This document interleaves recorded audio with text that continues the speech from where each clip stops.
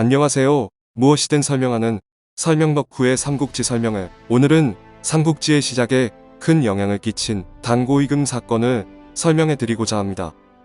후한 말의 정치 세력은 크게 청류파와 탕류파로 나눌 수 있었는데요. 후한 말 호족 세력들은 지방관이나 지방의 유력자가 우수한 인재를 추천하는 제도인 향거리선제를 통해 중앙관직에 진출했습니다. 이렇게 향거리선제로 등용된 사대부들과 관료들이 중심이 된 세력이 바로 청류파입니다. 탕류파는 환관 세력인 엄당과 외척 세력인 적당으로 구성되어 있었습니다. 후한 말에는 자연재해 등으로 인해 국가의 예산이 부족해 관직을 사고 파는 매관매직이 유행했습니다. 심지어는 황제가 직접 매관매직을 시행하게 되면서 황제 주변의 환관들도 이에 동참해 엄청난 재산을 축적하게 됩니다. 이에 따라 환관은 궁정정치에서 막대한 영향력을 발휘할 수 있게 되었으며 향거리선제로 관직에 진출할 수 없던 사람들이 환관에게 뇌물을 바쳐 관직을 얻거나 환관들에게 자신의 딸이나 여동생을 황제의 후궁으로 드리는 것을 사주해 황제의 외척으로 권력을 얻는 일이 비일비재하게 일어났습니다.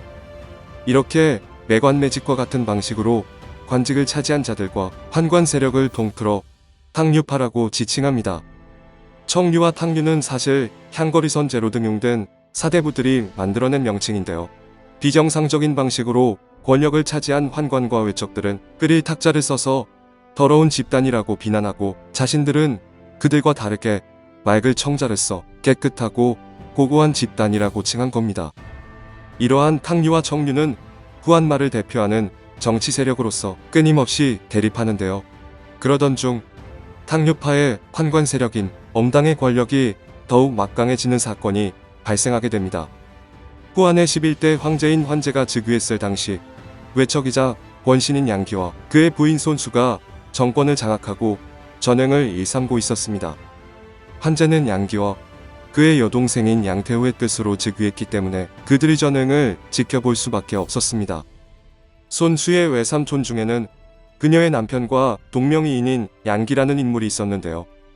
양기의 부인인 선씨에게는 이전 남편과의 사이에서 나온 등맹이라는 딸이 있었습니다. 손수는 등맹의 성씨를 양씨로 바꾸고 환제의 후궁으로 만들었는데요. 이때 입막음을 하기 위해 남편 양기를 시켜 선씨를 죽이게 합니다. 하지만 선씨는 죽지 않고 궁궐로 달아나 환제에게 모든 사실을 알리게 됩니다. 사실을 알게 된 환제는 이 사건을 명분 삼아 158년 환관인 선초 등과 함께 양기의 세력을 공격했고 양기와 손수는 끝내 자결하게 됩니다. 또한 양씨 집안 사람들과 그들과 연루된 관료 300여 명이 처형당하게 됩니다. 이 사건으로 인해 환관과 외척 사이의 균형은 깨지게 되고 양기를 잡는 대공을 세운 환관 세력이 더욱 막강해지게 됩니다.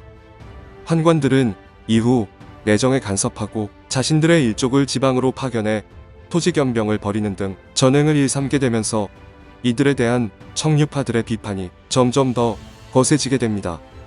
청류파의 비판이 탐탁지 않았던 환관 세력들은 166년과 169년 두 번에 걸쳐 이들을 대대적으로 숙청하게 되는데요.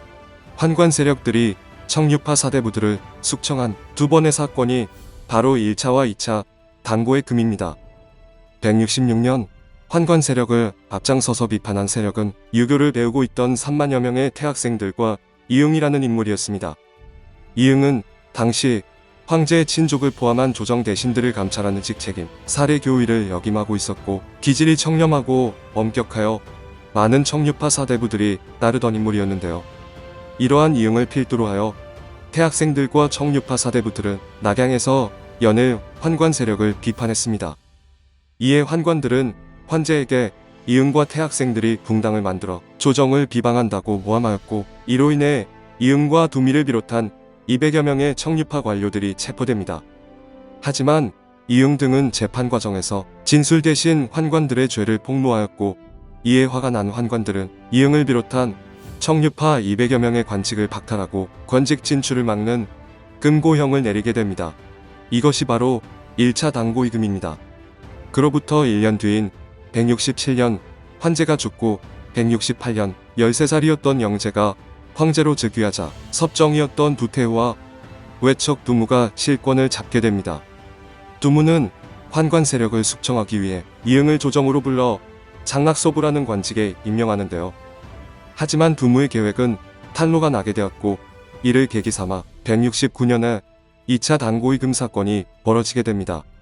2차 단고이금은 단순히 금고형에서 끝나지 않고 이응을 포함한 100여 명이 처형당했으며 두무도 자결하게 됩니다. 또한 청류파 700여 명이 금고형에 처하게 되면서 환관에 대적할 세력을 완전히 뿌리 뽑게 됩니다. 1차와 2차 단고이금 사건을 거치며 환관들의 권력 독점은 더더욱 심해졌으며 황제를 조종해 부패 정치를 행하는 십상시라는 환관 집단까지 등장하게 됩니다. 이 십상시는 훗날 삼국지의 시작을 알리는데 아주 중요한 역할을 하게 됩니다. 오늘은 십상시와 같은 환관들이 어떻게 권력을 잡게 되었는지를 단고이금을 통해 알아봤습니다. 그럼 설명 덕후는 삼국지 이야기의 본격적인 시작을 여는 환관적의 난 설명과 함께 돌아오도록 하겠습니다.